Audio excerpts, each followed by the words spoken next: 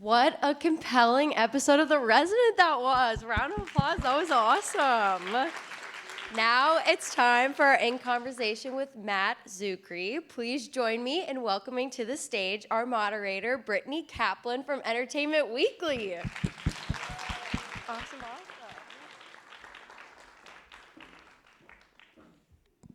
Well, that was a fun episode, right? You guys got a really big sneak peek at some really exciting things, and I'd like you to welcome Matt Czuchry.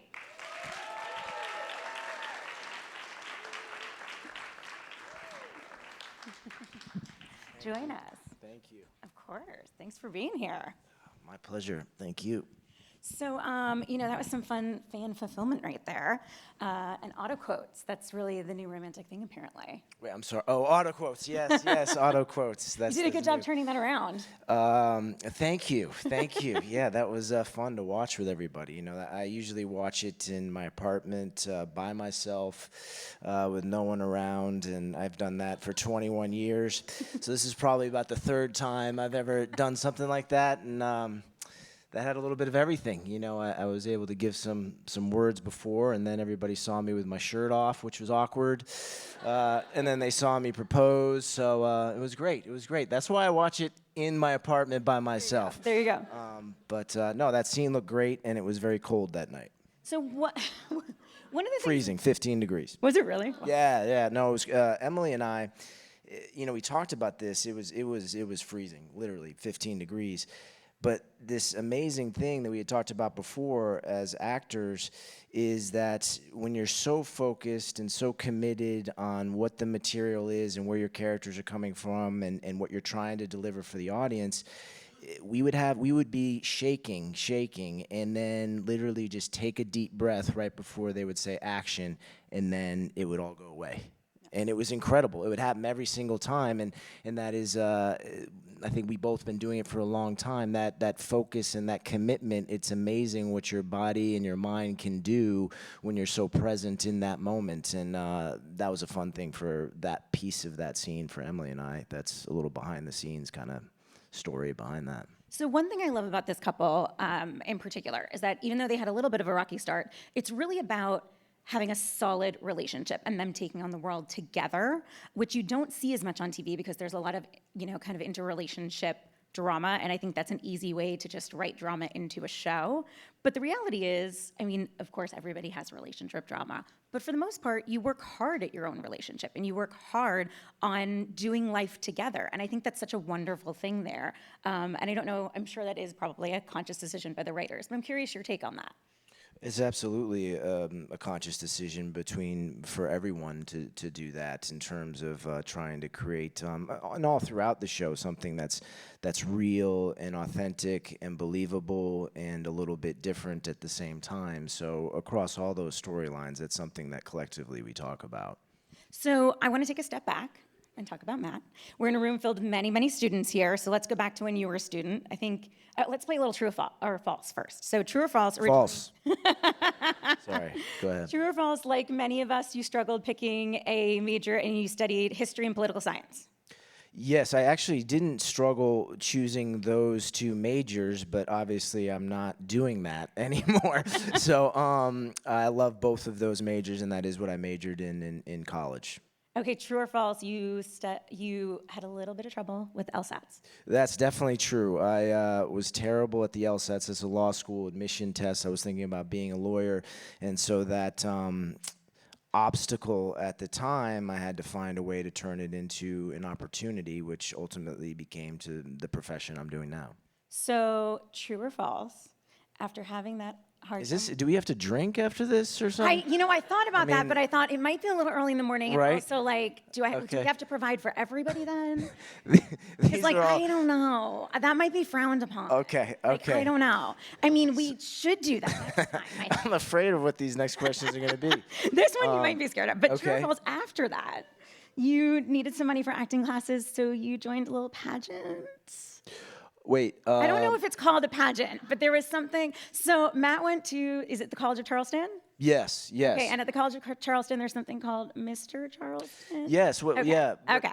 what happened with that? I like to do research, guys. Yeah, thank you. Thank you for doing that particular research. I also heard a appreciate rumor that. that there was something, there was a little Boogie Nights involved there, so. Yes, Okay, yeah. okay. Trying to make it fun for you guys, okay? I know you have to study after this, so. Fun for you guys and unfun for me. Sorry. No, I'm enjoying this. I'm loving it. Yeah, so actually, again, going back to the terrible law school admission test scores and trying to find a different way to, approach my adult life. What happened was I was in this Mr. College of Charleston thing that was a charity event for the school. And I was backstage, and I saw as part of that you could win acting classes. And so, we were a bunch of guys backstage. We're kind of all joking about this Mr. College of Charleston thing. It was a fun thing. We were joking around. But I saw on this piece of paper winning acting classes. And truly, I don't know if others have had these moments in your life where I knew it was a very, very, very important moment for me. I knew it was going to make a difference in my life, and it was just crystal clear in my head. So as funny as it is that then some things that I referenced, like Boogie Nights in this particular competition, was really a turning point for me because I won that Mr. College of Charleston pageant or whatever we want to call it. And then after that, I met an agent who was there in Charleston, and I got those acting classes. So I would take my classes at school, which I was double majoring in and playing tennis. And then after all that, I would go to these acting classes. This is obviously the short version from this point, and fell in love with it, and things started to develop in that way. So it was really a unique opportunity for me that I never would have expected, but knew in the moment that, this is something I have to take advantage of. So, things come to us in our lives that are unexpected, but if we can feel them inside us that it's something that is worthy of following, then it's willing, we should trust those instincts.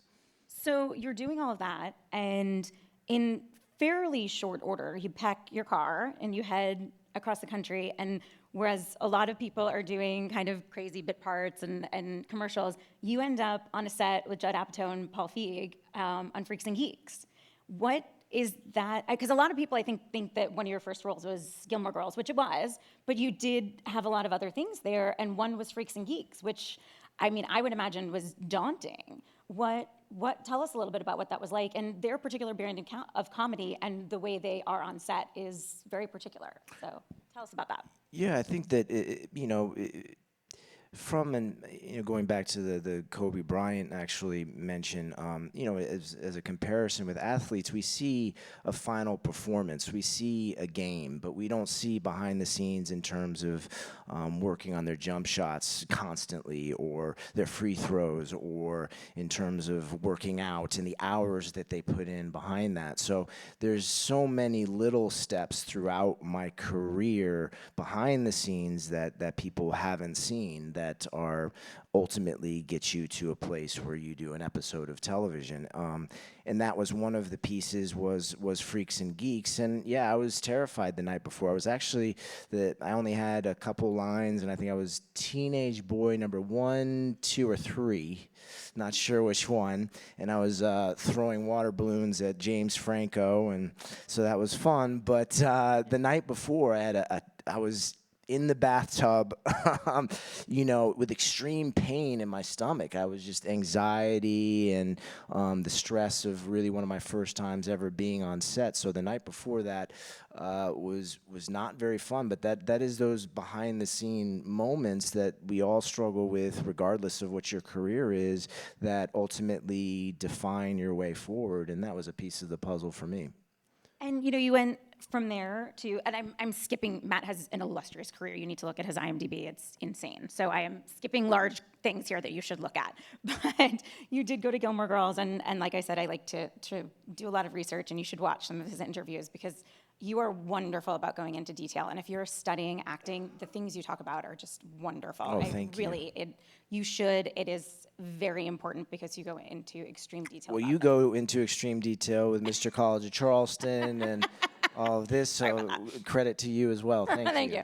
But you were talking about Gilmore Girls and how you were learning your marks and you were learning about how to work in lighting. And I was wondering if you could tell the students a bit about that, because I remotely cannot speak as eloquently as you did. And I thought that was something that would be great to share with this group. Yeah, Gilmore Girls was in terms of, I worked on that for 3 seasons, so that was one of my, was my first extended period of time of a job, and I kind of, in a lot of ways, I was in acting classes, but I was also on the job training, so to speak, and that was a great training ground for me.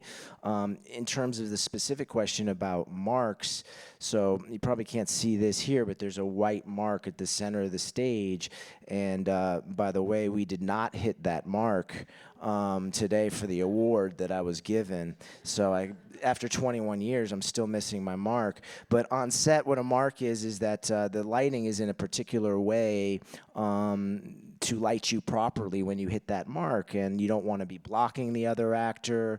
You don't want a shadow to go on the other actor's face.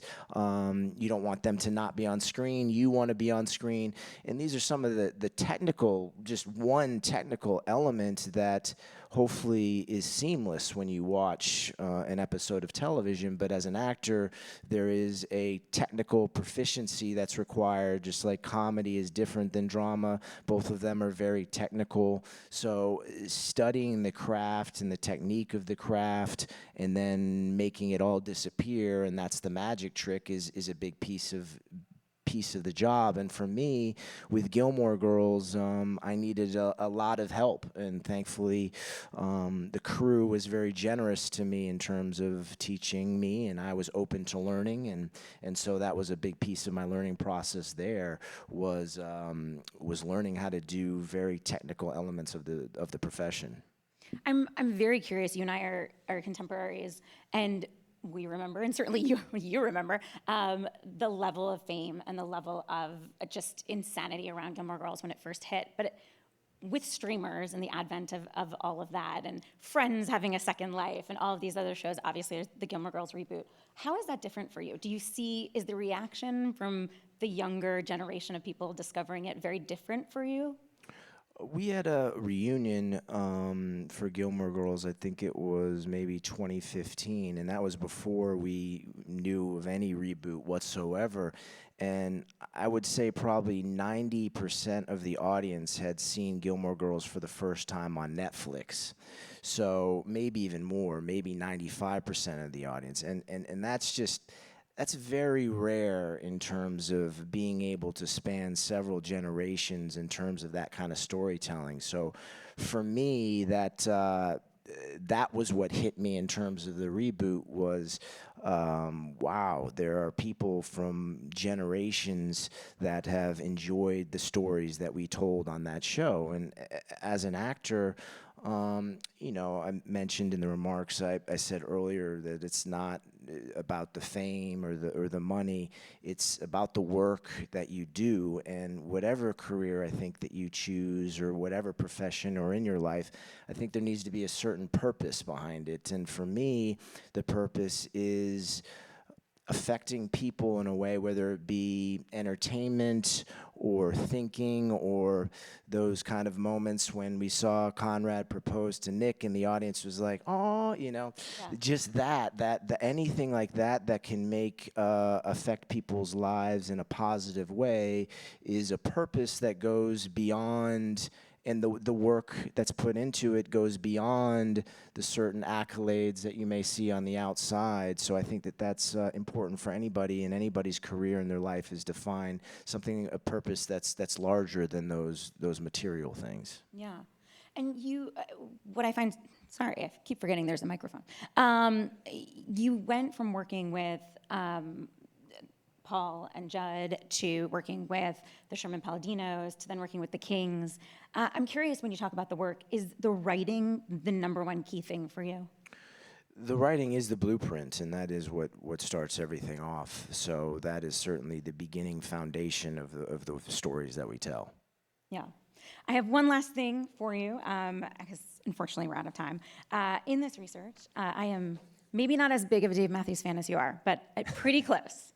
You had given a speech to your alma mater and you were talking about "Lie in Our Graves," and which is a great song. Yeah. And for those of you who don't know, you said, "I can't believe that we would lie in our graves wondering if we had spent our lives, our living days well. I can't believe that we would lie in our graves dreaming of things that we might have been." And you said that was really the impetus behind when you were in your car and you were driving and you were listening to it. You wanted to make the best of everything. I'm sorry if I'm misrepresenting, but if you could go back and tell yourself, do you feel like you are doing what it is that you want to do?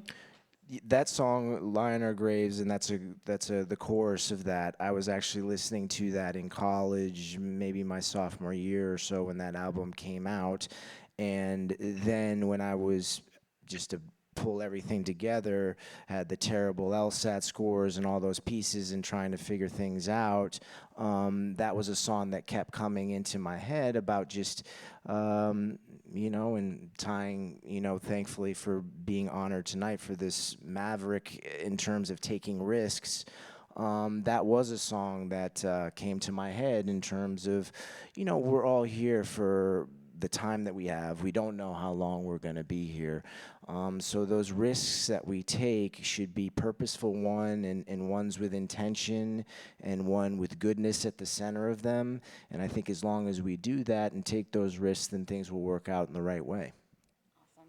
Thank you guys so much. Thank you. Thank you. Appreciate it. Thank you. Thank you.